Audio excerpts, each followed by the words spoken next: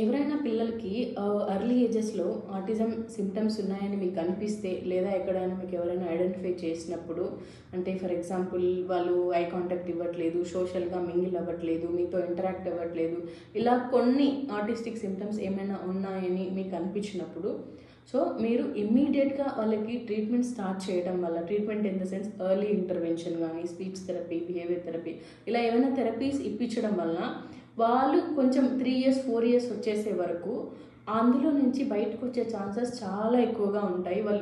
వాళ్ళు నార్మల్గా డెవలప్మెంట్స్ అన్నీ అచీవ్ అయిపోయి టోటల్గా ఎటువంటి ఇష్యూస్ లేకుండా వాళ్ళ స్కూలింగ్ ఇదంతా నార్మల్ అయ్యే ఛాన్సెస్ చాలా ఎక్కువగా ఉంటాయి.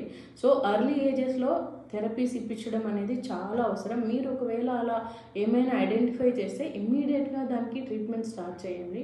సో మీకు ఫ్యూచర్లో ఎటువంటి ప్రాబ్లము రాకుండా మ్యాక్సిమం 90% మీకు ఇష్యూస్ లేకుండానే వాళ్ళ ఫ్యూచర్ అనేది, మీ కిడ్స్ ఫ్యూచర్ అనేది సెటిల్ అవుతుంది.